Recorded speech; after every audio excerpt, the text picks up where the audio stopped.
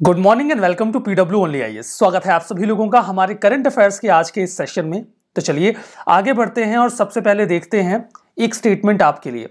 कहते हैं time flies, मतलब टाइम बड़ा तेजी से निकल जाता है। तो बैड न्यूज ये है कि टाइम फ्लाइज, लेकिन गुड न्यूज ये है that you are the pilot. आप कंट्रोल कर सकते हैं कि टाइम किस तरीके से और कैसे फ्लाई करेगा, और इसीलिए आप इसका बेहतर मैनेजमेंट करने में भी कैपेबल हैं। तो अपने टाइम को बेहतर तरीके से इस्तेमाल करिए और देखिए कि आपकी प्रिपरेशन में ये कहाँ, कितना और कैसे रिक्वायर्ड है। तो चलिए आगे बढ़ते हैं। यूं तो हमें आज बहुत सारे आर्टिकल्स डिस्कस करने हैं जिन्हें हम डिस्कस करेंगे भी, लेकिन उसके पहले हम देखेंगे कि हेडलाइंस में क्या है। आप द हिंदू को खंगालेंगे तो आपको सबसे पहले यहाँ पर आर्टिकल मिलेगा वही इजराइल और हमास वॉर का, जहाँ पर एक ह्यूमैनिटेरियन क्राइसिस हमारे सामने आ रहा है। वैसे तो देखिए जो ट्रक्स हैं जिनमें फ्यूज भर के पैलेस्टीनियन इनक्लेव्स में भेजा जा रहा है फ्रॉम इजिप्ट, लेकिन फिर भी 120 बच्चे ऐसे हैं जिनका इनक्यूबेटर अब रिस्क पे है, क्योंकि पावर जनरेशंस अब ड्राई हो गए हैं, बिजली नहीं है और इन बच्चों की जान खतरे में है। यूनिसेफ का कहना है कि हाल फिलहाल में जो हमास के ऊपर एयर स्ट्राइक्स इजराइल ने करी हैं उसमें कम से कम 80 लोगों की जान गई है और 30 घर तबाह हो गए हैं। तो 17 ट्रक का जो कॉन्वो है वो गाजा में एंटर कर रहा है फ्रॉम इजिप्ट। ये जो एड है इससे मदद तो मिलेगी, लेकिन कुछ बच्चों की लाइफ अभी भी खतरे में बनी हुई है। इंडिया ने वादा किया था कि इंडिया अपनी ओर से भी जो सिविलियन पॉपुलेशन है उसके लिए एड भेजेगा। तो इंडिया ने अपनी ओर से जो एड है उसे इजिप्शियन एयरपोर्ट की ओर भेजना शुरू कर दिया है, और इससे ऑफ कोर्स हमास की जो एक नॉर्मल पॉपुलेशन है, कॉमनर्स हैं, उन्हें मदद मिलेगी। तो ये आपको बिल्कुल द हिंदू के फ्रंट पेज पर मिलेगा। आप इंडियन एक्सप्रेस को खंगालोगे तो बिल्कुल वही चीज़ आपको यहाँ पे भी देखने को मिलेगी कि इंडिया ने जो मेडिकल सप्लाईज हैं उनको डिजास्टर रिलीफ एड के तौर पे गाजा में इजिप्ट के थ्रू भेजना शुरू कर दिया है। तो ये आर्टिकल आपको यहाँ पे मिलेगा। एट द सेम टाइम, जैसा कि कुछ समय पहले हमने डिस्कस किया था कि अभी लॉ कमीशन ये डिसाइड करने वाला है कि क्या इंडिया में वन नेशन वन पोल का कॉन्सेप्ट लागू हो सकता है क्या। तो यहाँ पर ये बात निकल के आ रही है कि सपोज करो कि लॉ कमीशन ने बोल दिया कि हम वन नेशन वन इलेक्शन के कॉन्सेप्ट से कयास रखते हैं, तो इसका मतलब ये नहीं कि कल से वन नेशन वन इलेक्शन हम इंक्लूड कर देंगे, लागू कर देंगे। इसके लिए कम से कम 1 साल का प्रिपरेशन टाइम चाहिए होगा। हमें और ज़्यादा ईवीएम चाहिए होंगी, वीवीपैट चाहिए होंगे जिसमें दिखता है कि हाँ आपने किस पार्टी को किस सिंबल पे वोट किया है। तो मतलब 1 साल का हमें फुल फ्लेज्ड प्रिपरेशन टाइम चाहिए, इवन इफ इलेक्शन कमीशन बोल दे कि आप करवा लो वन नेशन वन इलेक्शन। मतलब 2024 के इलेक्शन में इसे इंप्लीमेंट कर पाना थोड़ा सा मुश्किल होगा। तो ये आपको द इंडियन एक्सप्रेस पे देखने को मिलेगा। आप द हिंदू में आगे जाओगे तो आपको एक पेज पर ये आर्टिकल मिलेगा। एयर क्वालिटी की जो सिचुएशन है वो वेरी पुअर कैटेगरी में जाने वाली है अगले 3 दिनों में, और इस आर्टिकल को हम डिटेल से डिस्कस करेंगे। वहीं द हिंदू को और आप खंगालोगे तो आगे आपको कावेरी वाटर के सेंसिटिव इकोसिस्टम के बारे में एक आर्टिकल मिलेगा, और इस आर्टिकल को भी हम विस्तार से डिस्कस करेंगे। आप द हिंदू में ही आगे के पेजेस पर जाओगे, you'll get this article as well, जहां पे इसरो ने अभी गगनयान का एक टेस्ट किया है और ये टेस्ट काफ़ी बढ़िया सक्सेसफुल रहा है टीवी D1 मिशन के तहत, और काफ़ी अच्छे तरीके से हम होपफुल हैं इस पूरे मिशन में हमने क्या सक्सेस अचीव करी और ये कैसे हमारे गगनयान मिशन के लिए ज़रूरी है। इस आर्टिकल को भी हम विस्तार से डिस्कस करेंगे। तो ये कई सारे आर्टिकल्स हैं जो द हिंदू में आज दिए गए हैं और हमने एक एक करके बहुत ही डिटेल में डिस्कस करने वाले हैं। तो चलिए द हिंदू में जो पहला इंपॉर्टेंट आर्टिकल आपको देखने को मिलेगा, and that is about the Kaveri's sensitive ecosystem. हम उसके ऊपर बातचीत करते हैं, उसे डिस्कस करते हैं। तो इस आर्टिकल को डिटेल से देखते हैं। देखिए कावेरी जहाँ से ओरिजिनेट होती है, कावेरी ताल, and that is the location in Karnataka, वहाँ का इकोसिस्टम काफ़ी फ्रेजाइल होता जा रहा है और हो सकता है कि आने वाले समय में पानी की कमी हो। तो लीगल टसल हमें देखने को मिलता है कावेरी नदी के पानी के ऊपर। 2 राज्य हैं, एक का नाम है कर्नाटका और दूसरे का नाम है तमिलनाडु। ये बात बात पे लड़े रहते हैं कि हमको कावेरी का पानी इतना चाहिए, वो बोलते हैं हमको कावेरी का पानी इतना चाहिए, लेकिन कोई इस बात के ऊपर ध्यान नहीं देता कि आखिर कावेरी में पानी आता कहाँ से है। तो कर्नाटका का एक डिस्ट्रिक्ट है कोडागु डिस्ट्रिक्ट, जिसे आप कुर्ग भी कहते हैं, वहाँ के इकोसिस्टम से फंडामेंटली कावेरी रिवर अपना पानी अवेल करती है। अगर वहाँ बारिश ना हो तो ये पूरा कैचमेंट एरिया अगर ड्राई होने लग जाए तो कावेरी नदी में पानी आएगा ही नहीं, और अगर कावेरी नदी में पानी आएगा ही नहीं तो ये कर्नाटका और तमिलनाडु लड़ेंगे किस बात को लेकर। तो सबसे पहले तो आपको इस बात पर फोकस करना होगा कि लड़ाई करने के लिए वो चीज़ होनी चाहिए ना जिसके लिए आप लड़ रहे हो। तो जब पानी रहेगा ही नहीं तो आप लड़ोगे क्या। और ये जो कोडागु डिस्ट्रिक्ट है, कुर्ग डिस्ट्रिक्ट है, उसकी ओर अभी भी हम ध्यान दे नहीं रहे हैं कि आखिर हम कैसे इस पूरे कैचमेंट एरिया में जो वाटर रिसोर्स है उसे प्रिजर्व कर पाएंगे। तो ये सिंपल सी बात है कि तमिलनाडु और कर्नाटका बात बात पे कावेरी नदी के ऊपर लड़ते रहते हैं, लेकिन कोडागु जो कि कुर्ग है डिस्ट्रिक्ट कर्नाटका में, जो एक्चुअली में कावेरी नदी को पानी प्रोवाइड करवाता है, उसकी ओर ध्यान किसी का नहीं जाता। तो वो क्या बोलेगा, बोलेगा हाँ पहले यही कर लो, तुम लोग पहले लड़ लो, ये मत देखो कि कावेरी नदी में पानी आएगा कि नहीं आएगा, और जब आएगा ही नहीं तो लड़ोगे किस बात के ऊपर। तो देखिए कोडागू जो है ना वो मेन कैचमेंट एरिया है जो आपको कावेरी नदी के ओरिजिन के आसपास के रीजन में मिलेगा, एंड दैट इज कावेरी ताल। तो कोडागू के रीजन में अच्छी बारिश हो, ये बहुत जरूरी है कि क्रूशियल रहेगा ये कि कावेरी नदी के डाउनस्ट्रीम में पानी जाए। कोडागू जो सदर्न रीजन है स्टेट का, वो साउथ वेस्ट मानसून के ऊपर अपने 70 से 73% एनुअल रेनफॉल के लिए डिपेंडेंट है। अगर एनुअल रेनफॉल यहाँ इतनी अच्छी नहीं हुई तो फिर पानी उधर रहेगा नहीं, और कोडागू का रेनफॉल अगर कम हुआ तो कावेरी बेसिन में पानी की कमी हो जाएगी, और फिर आराम से लड़ना दोनों लोग, कर्नाटका भी लड़ ले और तमिलनाडु भी लड़ ले। अब यहाँ पर देखिए हाल फिलहाल के सालों में कोडागू जो डिस्ट्रिक्ट है वहां पर रेनफॉल डेफिसिट देखा जा रहा है। Rainfall deficit south west monsoon में जितना होना चाहिए उसका 42% कम देखने को मिल रहा है। एट द सेम टाइम इस साल जून के महीने में जितनी बारिश होनी चाहिए थी उसका 80% बारिश हुई है, और जबकि अगस्त के महीने में जितनी बारिश होनी चाहिए थी उसका 82% बारिश ही हुई है। तो Kodagu typically 2188 millimetre rainfall avail करता है साउथ वेस्ट मानसून से। यहां पर जो रेन फेड पैडी कल्टीवेशन है, जैसे अच्छी बारिश हो जाती है तो वहां पे पैडी यानी कि धान लगाया जाता है, तो एक तरीके से माइक्रो रिजर्वायर सिस्टम की तरह काम करता है जो अल्टीमेटली इस पूरे कैचमेंट एरिया में अच्छी पानी की कंडीशन को मेंटेन कर देता है। पैडी का कल्टीवेशन चूंकि बारिश कम हो रही है तो 50% तक कम हो गया है, प्रॉफिटेबिलिटी घट गई है, लेबर कॉस्ट बढ़ गई है, मैन एनिमल कॉन्फ्लिक्ट बढ़ गए हैं। ऐसी कंडीशन में पानी की कमी कावेरी नदी में भी होगी और इसका नुकसान सभी को होगा। कंसर्न ये है कि रैपिड कमर्शियलाइजेशन जो हो रहा है उसकी वजह से पूरा जो इकोसिस्टम है कोडागू का वो अफेक्ट हो रहा है। कंस्ट्रक्शन एक्टिविटीज बढ़ गई हैं तो पानी को स्टोर करने वाले जो रीजन्स थे वो धीमे धीमे खत्म हो रहे हैं। लार्ज स्केल कंस्ट्रक्शन जो हिली एरियाज में किया जा रहा है वो भी नुकसान पहुंचा रहा है। और यहाँ पर कई बार आरोप लगते हैं कि जो पॉलिटिशियंस हैं वो बेनामी लैंड को ओन कर रहे हैं, इससे पूरा इकोसिस्टम गड़बड़ाता जा रहा है। एट द सेम टाइम जो स्टेट ओनर्स हैं वो अपना लैंड इस वजह से बेच रहे हैं बिकॉज जो लोन बर्डन है वो बढ़ता चला जा रहा है। तो बहुत तरीके की प्रॉब्लम हमें यहाँ पे कोडागू की इस पूरे रीजन में देखने को मिल रही है। कुर्ग में कावेरी रिवर के बारे में बात करते हैं तो कावेरी रिवर को तमिल रीजन में पोनी कहा जाता है। ये ब्रह्मगिरी हिल्स से ओरिजिनेट होती है कर्नाटका स्टेट में। इसके बाद ये साउथ ईस्टर्ली डायरेक्शन में फ्लो करना शुरू करती है, ये कर्नाटका में होते हुए फिर तमिलनाडु को पहुंचती है। इसके बाद ये ईस्टर्न घाट से होते हुए कुछ ग्रेट फॉल्स बनाती है, बहुत बढ़िया बढ़िया सुंदर सुंदर ये फॉल्स बनाती है, और अल्टीमेटली पौंडीचेरी में बंगाल बे ऑफ बंगाल में जाके चली जाती है, समंदर में गिर जाती है। तो बंगाल में नहीं, बे ऑफ बंगाल में। इसके लेफ्ट बैंक ट्रिब्यूटरीज हैं अर्कावती, हेमावती, शिमशा और हरंगी, जबकि राइट बैंक ट्रिब्यूटरीज में आएंगी लक्ष्मण तीर्थ, सुवर्णवती, नोइल, भावनी, काबिनी और अमरावती। तो ये तो पूरा आर्टिकल हमने कावेरी के फ्रेजाइल इकोसिस्टम के बारे में डिस्कस किया। हमारा अगला आर्टिकल साइक्लोन तेज और साइक्लोन हमून के बारे में है। इंडिया दो साइक्लोन दो तरफ से फेस करने वाला है, जहां हमारे ईस्ट की ओर से आने वाला है साइक्लोन हमून, वहीं हमारे वेस्ट की ओर से आने वाला है साइक्लोन तेज। और इस तरीके से दो साइक्लोन्स का एक साथ आ जाना, एक अरेबियन सी से और दूसरा बे ऑफ बंगाल से, ये बहुत ही रेयर फिनोमेना है जो 2018 के बाद अब 2023 में देखा जा रहा है। तो देखिए जो साइक्लोन हमून है वो बे ऑफ बंगाल में इमर्ज हो रहा है यहां पर इंडिया के, ठीक है। वहीं दूसरी ओर जो साइक्लोन तेज है वो इमर्ज हो रहा है अरेबियन सी में, ठीक है। अब ये जो पूरा रीजन है ये साइक्लोनिक डिस्टर्बेंसेस में या उसकी चपेट में जा रहा है, और ये ऑफ कोर्स एक रेयर फिनोमेना है। अब यहां पर देखिए जो साइक्लोन हमून है वो वेस्टर्न डिस्टर्बेंसेस की वजह से डाइवर्ट हो रहा है और वो आंध्रा कोस्ट को हिट करेगा। तो वेस्टर्न जो डिस्टर्बेंसेस होते हैं वो मेडिटेरेनियन सी से ओरिजिनेट होते हैं और इंडिया के नॉर्थ वेस्टर्न पार्ट को हिट करते हैं, जिसकी वजह से यहाँ पर सर्दियों में रेनफॉल होती है। अगर आप साइक्लोन्स कैसे ओरिजिनेट होते हैं इसके बारे में जानना चाहते हो तो देखिए समंदर में एक हिस्सा जहां पर टेम्परेचर थोड़ा गिर जाता है, वार्म हो जाता है, तो जब वहां पर टेम्परेचर वार्म हो जाता है तो वहां पे आसपास से जो भी हवा आती है वो लिफ्ट होती है, यानी कि ऊपर की ओर उड़ जाती है because of the low air pressure. और जब वो ऊपर जाती है और एयर प्रेशर बढ़ता है तो हवा ठंडी होती है और क्लाउड्स का फॉर्मेशन होता है। लेकिन जब ये हवा ऊपर की ओर जाती है तो कोरियोलिस फोर्स के इफेक्ट में आने की वजह से ये रोटेट करने लग जाती है। अब देखिए चूंकि जो हमारी अर्थ है वो एंटी क्लॉकवाइज रोटेट करती है, तो जब ये एंटी क्लॉकवाइज रोटेट करती है तो कोई हवा अगर हम स्पेसिफिकली बात करते हैं नदर्न हेमिस्फीयर की, तो अगर कोई हवा नॉर्थ की ओर जा रही है तो वो अपने राइट की ओर डिफ्लेक्ट कर जाएगी, ठीक है। और अगर कोई हवा साउथ की ओर आ रही है यानी कि इक्वेटर की ओर, तो वो भी अपनी राइट वर्ड डिफ्लेक्ट कर जाएगी because of the Coriolis force.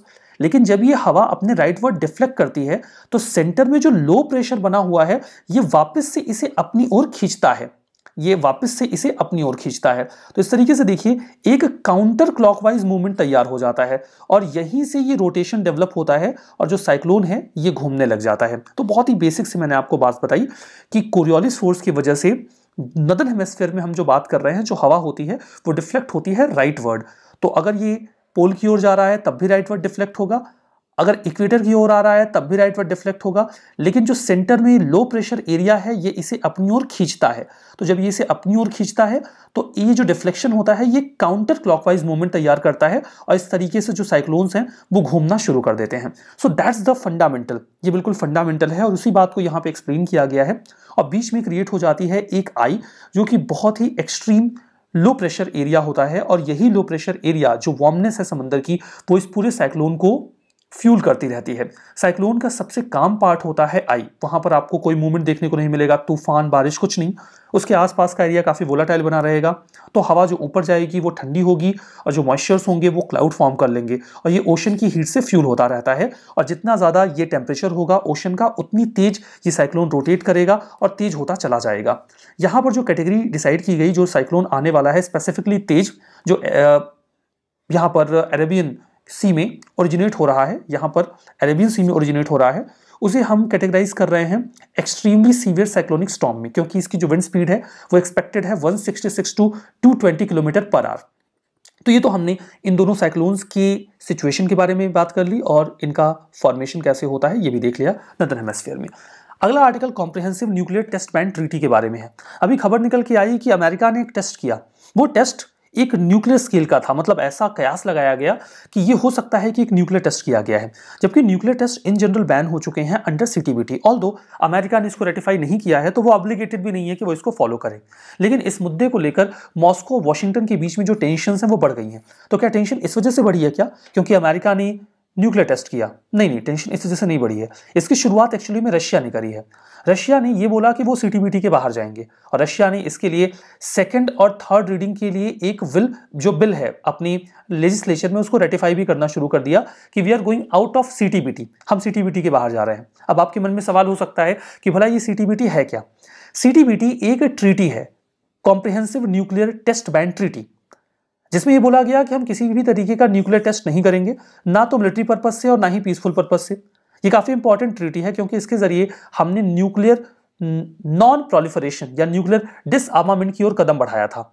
अब यहां पर समझिए कि जो न्यूक्लियर टेस्ट बैन ट्रीटी है इसे अभी तक 187 देश साइन कर चुके हैं और उसमें से 178 कंट्रीज ने इसको रेटिफाई भी कर दिया है।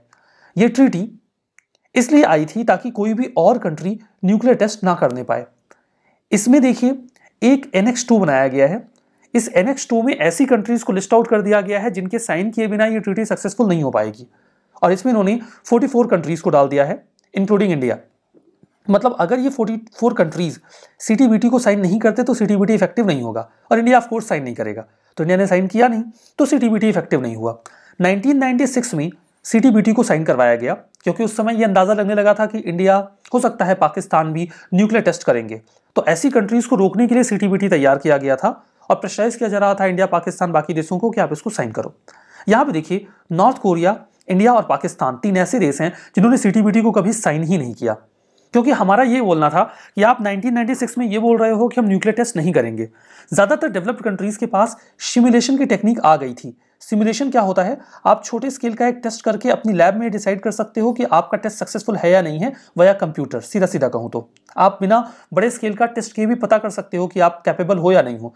तो ये सिमुलेशन की टेक्निक ज्यादातर डेवलप्ड कंट्रीज के पास 1996 में आ गई थी, तो उनको एक्चुअली में अब फिजिकल टेस्ट की जरूरत ही नहीं थी। और बाकी देश जो बिना फिजिकल टेस्ट किए न्यूक्लियर पावर नहीं बन सकते, आप उनको सीटीबीटी के तहत पकड़ रहे हो, उनका गला दबा रहे हो। तो ठीक है, तो एनेक्स 2 में देखिए कुछ कंट्रीज और भी आती हैं जैसे चाइना, इजिप्ट, ईरान, इजराइल और यूएस।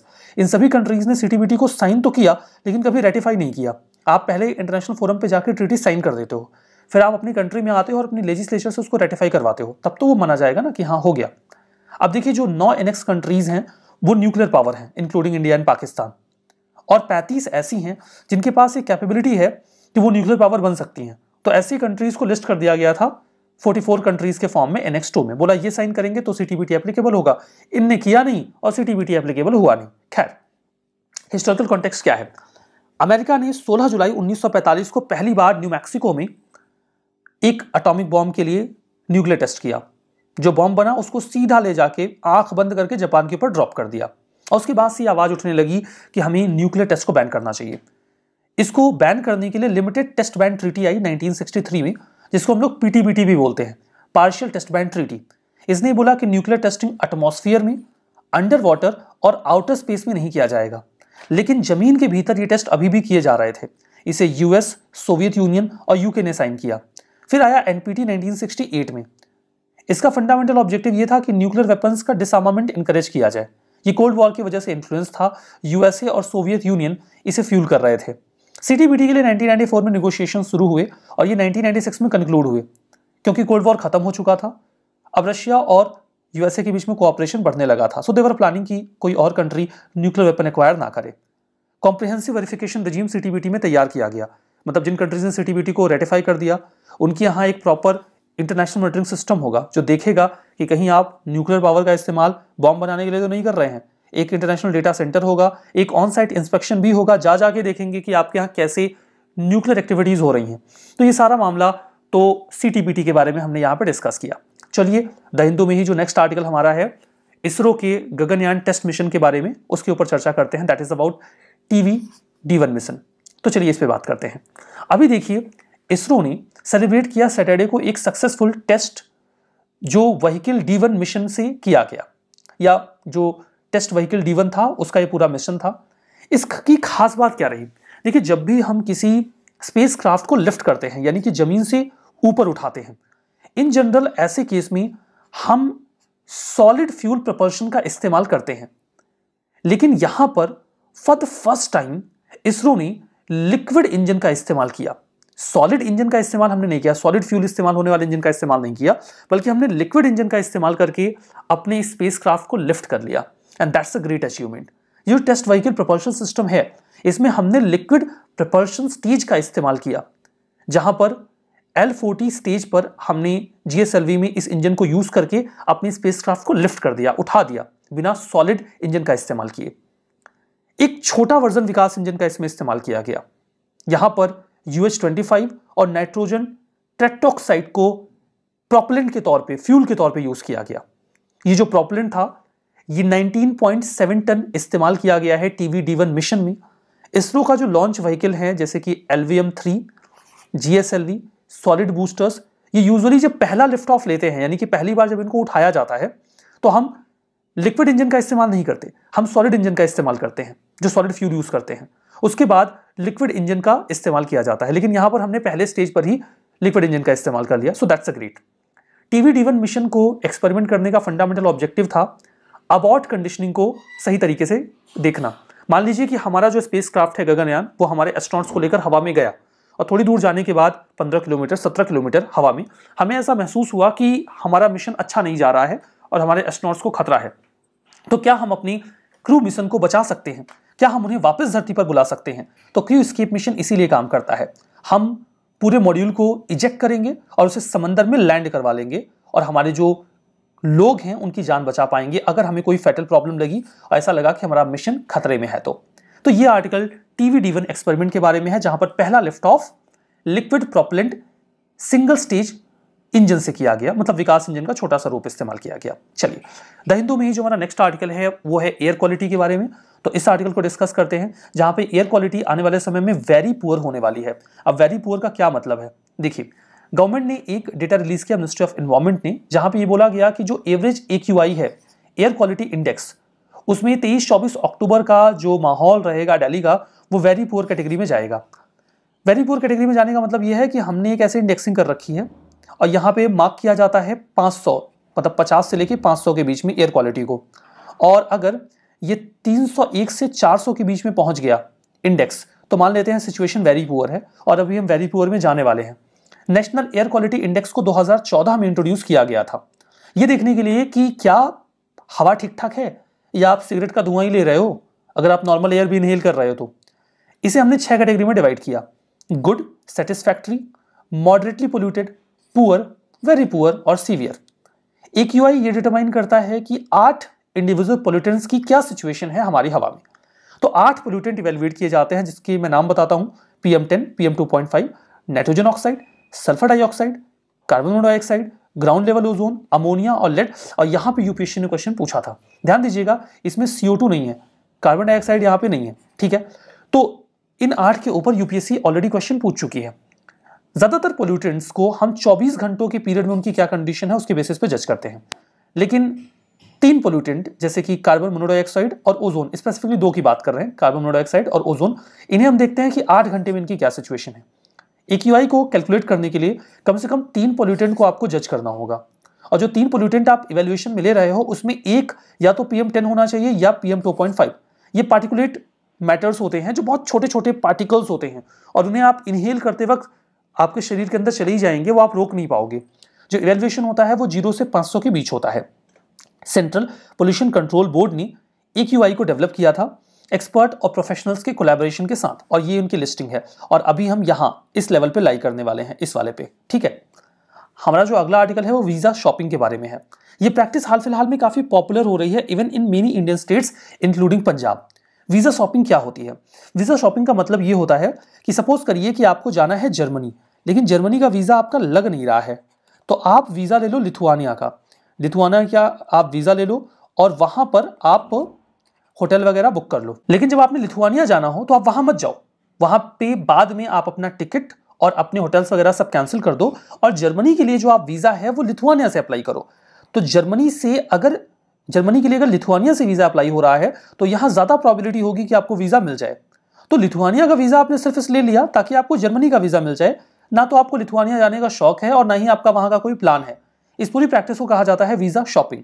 जब एक जगह से आपको वीजा नहीं मिल रहा तो आप एक दूसरा रूट लेते हैं, और कई बार तो इमिग्रेशन पे चेक करते वक्त इसे वो लोग डिस्कार्ड भी कर देते हैं कि आपको जब यहाँ जाना नहीं था तो फिर आपने यहाँ से वीजा अप्लाई क्यों कर रखा है, तो फिर वो देते भी नहीं है, ठीक है। तो वीजा शॉपिंग की प्रैक्टिस काफी कॉमन होती जा रही है, जहां पर आप किसी कंट्री का वीजा लेने के लिए किसी थर्ड कंट्री के वीजा को अवेल करते हैं, जहां ना तो आपके जाने का प्लान है और ना ही वहां आपने स्टे करना है, रुकना है, वहां कुछ नहीं करना है। So this practice is called as visa shopping.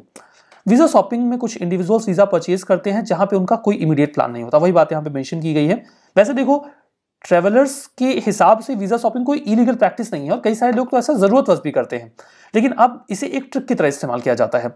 अगर लीगल इश्यूज अराइज होते हैं तो एक कंट्री मना भी कर सकती है कि भाई हम आपको इस रूट से वीजा नहीं देंगे क्योंकि आप यहां पर स्टे नहीं कर रहे हो। तो कई बार टेक्निकलिटीज आती हैं, बट ऐसी कोई इलीगल प्रैक्टिस नहीं है, और कई बार तो आपको जेन्युइन नीड पड़ती है कि आप किसी थर्ड प्लेस से किसी अलग प्लेस के लिए वीजा बुक करें।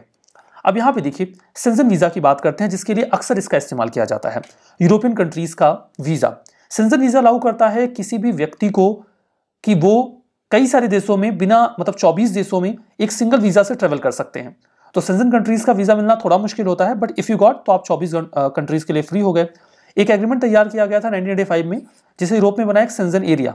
इसमें कुछ कंट्रीज EU की आई, कुछ EU के बाहर की भी, और उन्होंने एक कॉमन मार्केट डेवलप कर लिया और बोला गया कि कोई एक देश में आ रहा है तो दूसरे में वो एक सिंगल वीजा से विजिट कर सकता है। एप्लीकेशन प्रोसेस फिर आसान हो जाता है। देखिए, जो ब्लू कलर की कंट्रीज आपको दिख रही हैं, ये सब शेंजन एरिया में आती है, मतलब आप एक सिंगल वीजा से इन सभी जगहों पे विजिट कर सकते हो, और ये सब EU के मेंबर हैं। तो ये तो आपने शेंजन एरिया देख लिया, जहां के लिए अक्सर वीजा अप्लाई किया जाता है। चलिए, अब मैं आपको कुछ MCQs देता हूं। 2014 का ये MCQ है जो आपको आंसर करना है। जो सीजनल रिवर्सल होता है विंड्स का, ये टिपिकल कैरेक्टरिस्टिक है इक्वेटोरियल क्लाइमेट का, मेडिटेरेनियन क्लाइमेट का, मॉनसून क्लाइमेट का, या इनमें से सबका। एक दूसरा क्वेश्चन आपके लिए यहाँ पे है कि हमारी कंट्री में जो ये एटमॉस्फेरिक गैसेस हैं, नॉर्मली इसमें से किसका इस्तेमाल एयर क्वालिटी इंडेक्स में किया जाता है? मैंने कहा था ना, यूपीएससी ने क्वेश्चन पूछा था, तो ये क्वेश्चन 2016 का है, and you need to answer. Carbon dioxide, carbon monoxide, nitrogen dioxide, sulphur dioxide और मीथेन। तो बताइए इसमें से कौन सा आंसर सही है? तो आसान क्वेश्चन होगा आपके लिए क्योंकि आपने इसको पढ़ा हुआ है। तो इन दोनों ही क्वेश्चंस का आंसर आप कमेंट बॉक्स में करिएगा, जरूर से करिएगा। जो क्वेश्चंस मैंने आपसे लास्ट सेशन में पूछे थे, मैं उनका आंसर अपने टेलीग्राम चैनल में पोस्ट कर दूंगा। एट द सेम टाइम इस सेशन की PDF भी मैं वहां पे पोस्ट कर दूंगा, तो आप इस सेशन की PDF रिवीजन के पर्पज से वहां से ले लीजिएगा। अब आप उस टेलीग्राम पे जाएंगे कैसे? एक कमेंट पिन होगा जहां पर लिंक मिलेगा, उसको क्लिक करेंगे, सीधा आप वहां पे पहुंच जाएंगे, और वहां पे जाके आप PDF अवेल कर सकते हैं, और जो क्वेश्चंस आपने पिछले सेशन में आंसर किए थे उनका भी जवाब आपको वहां पे मिल जाएगा। तो इस सेशन को यहीं पे खत्म करेंगे, मिलेंगे कल के सेशन में। तब तक के लिए बहुत बहुत धन्यवाद।